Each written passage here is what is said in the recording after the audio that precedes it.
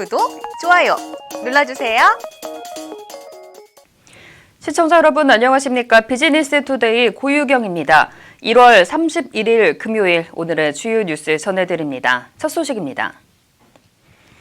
LG 디스플레이가 지난해 1조 3,594억 원의 영업 손실을 내며 적자 전환된 것으로 나타났습니다.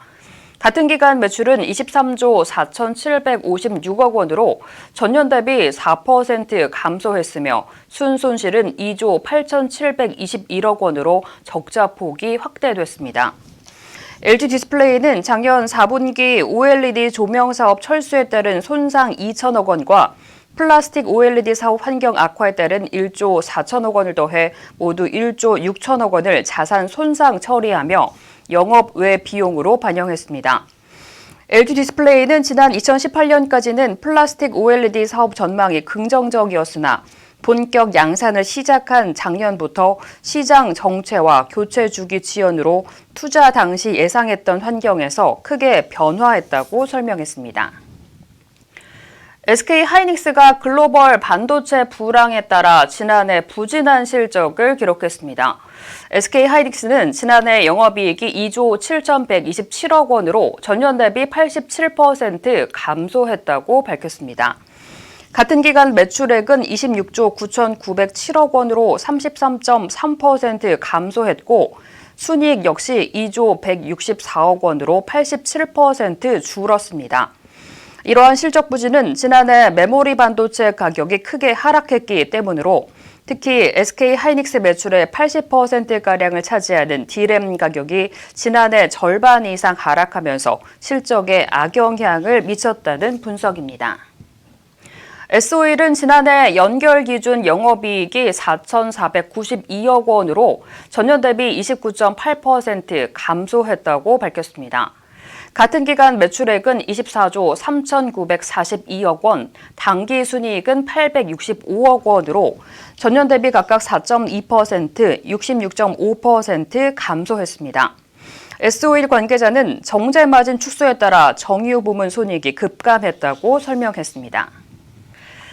대우건설은 지난해 영업이익이 3,641억 원으로 전년 동기 대비 42.1% 감소했다고 밝혔습니다. 매출은 8조 6,519억 원으로 전년 대비 18.4% 감소했고 순이익은 2,012억 원으로 32.3% 줄었습니다. 사업 부문별 매출은 주택건축 사업부문 5조 1,208억 원, 플랜트 사업부문 1조 5,823억 원, 토목 사업부문 1조 3,720억 원, 연결 종속기업 5,768억 원으로 집계됐습니다. 대우건설 관계자는 지난해 2016년 회계 이슈와 2018년 분양사업 지연으로 매출이 일시적으로 감소했다고 설명했습니다. 한국GM이 출시한 소형 SUV 트레일 블레이저가 양산에 들어감에 따라 다음 달 초부터 본격적으로 고객 인도가 시작될 것으로 보입니다. 양산을 시작한 트레일 블레이저는 쉐보레의 소형 SUV 트랙스와 중형 SUV 이쿼녹스 사이를 메우는 전략 모델로 소비자들의 라이프 스타일을 반영한 감각적인 디자인과 국내외 고객의 기대를 충족시킬 수 있는 GM의 차세대 파워트레인 기술을 비롯한 첨단 안전사양과 편의사양이 대거 적용됐습니다.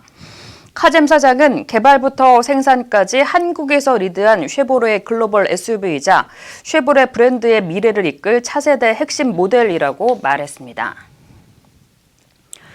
조경목 SK에너지 사장은 사내 뉴스 채널과의 인터뷰에서 친환경 기술 개발 등은 시대적인 요구이자 당연히 해야 할 일로 이에 맞는 비즈니스 포트폴리오 혁신도 필수 불가결의 과제라고 밝혔습니다. 이어 친환경 사업 위주의 사업 구조 재편은 우리가 누구보다도 선제적으로 가야만 하는 길이라고 말했습니다. 조 사장은 SK에너지는 플랫폼과 그린 영역을 중심으로 비즈니스 포트폴리오를 끊임없이 혁신해 나갈 것이라며 언제 어디서나 편리하게 이용할 수 있는 플랫폼을 고객에게 제공하고 환경 오염 물질을 없애려는 노력을 지속할 것이라고 강조했습니다. 삼성전자는 산불로 큰 피해가 발생한 호주 지역 사회를 지원하기 위해 100만 호주 달러, 우리 돈 약 8억 원을 기부했다고 밝혔습니다. 이번 기부금은 뉴사우스 웨일즈주의 소방서에 전달돼 산불 피해 지역 복구와 이재민 지원에 쓰일 예정입니다. 삼성전자는 제품과 기술을 활용해 기후, 환경 변화로 인한 자연재해 피해를 본 호주에 기여할 수 있는 방안을 지속 모색할 계획이라고 설명했습니다. 조현준 효성 회장이 영국에 이어 스웨덴까지 유럽 전력 시장에서 경영 보폭을 넓히고 있습니다. 효성은 최근 스웨덴 국영전력청과 초고압 차단기 수주 계약을 체결하는 등 북유럽 전력 시장 공략에도 성공했다고 밝혔습니다. 조현준 회장은 효성 중공업이 보유하고 있는 글로벌 톱 수준의 전력 제조 기술을 기반으로 글로벌 신시장 개척을 통해 전력기기 공급을 확대해 나갈 계획이라고 강조했습니다. 앞서 고객이 요구하는 기술력과 품질의 최적화한 제품을 공급하기 위해 지난 3년간 스웨덴 송배전청 등을 대상으로 영업을 강화해 왔습니다. 특히 2010년 국내 기업 최초로 영국 전력청의 초고압 변압기 주 공급자로 선정되며 유럽 시장 진출에 성공한 바 있습니다.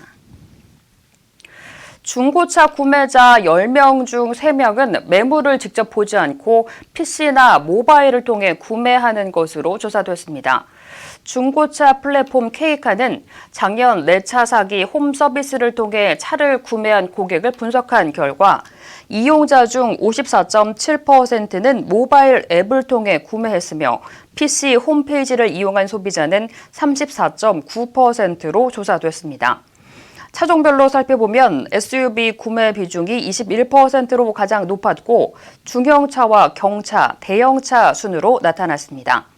K카 관계자는 과거에는 차량을 직접 보지 않고 구매하는 홈 서비스 특성상 비교적 부담이 적은 경소형차 위주의 거래가 활발했지만 최근 들어서는 서비스 신뢰도 상승으로 인해 가격대가 높은 차량까지 구매가 확대된 것으로 분석된다고 설명했습니다. 이상으로 오늘 비즈니스 투데이를 마칩니다. 시청해주신 여러분 감사합니다.